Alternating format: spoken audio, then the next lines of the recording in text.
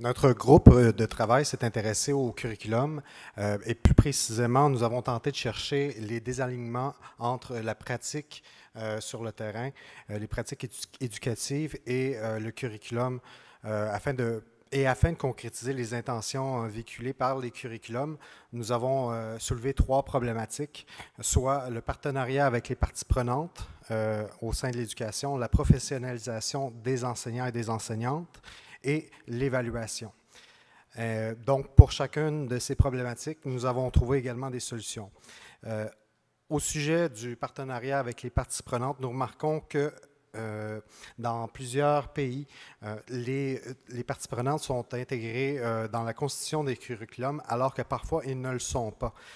La solution à cette problématique serait de considérer notamment la réforme d'un curriculum non pas comme un processus linéaire, mais un processus itératif dans lequel il y aurait une co-création avec toutes les parties prenantes de l'éducation. Également, une consultation devrait être faite lors de la constitution des curriculums.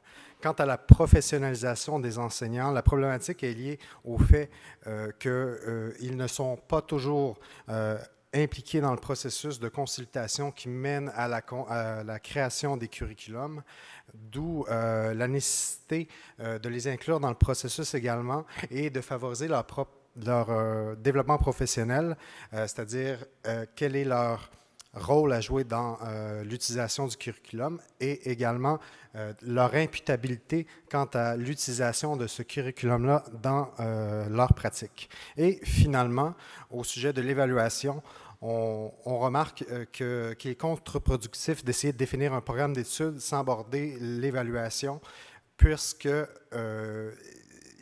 il ne peut pas y avoir, il faut être capable de traduire, d'analyser comment le curriculum se vit en classe. Et pour ça, il y a des défis associés, notamment avec l'incapacité parfois que nous avons à évaluer des choses qui importent et non pas seulement des choses qui sont faciles à évaluer. Pour ça, on voit des solutions comme des nouvelles formes d'évaluation qui incluent l'intelligence artificielle, les micro-accréditations, les portefeuilles d'apprentissage, l'évaluation par les pairs, l'auto-évaluation et l'évaluation basée sur la technologie numérique.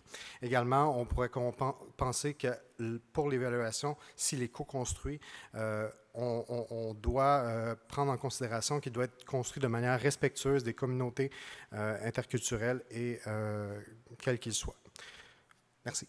Voilà, c'était Michel Lacasse.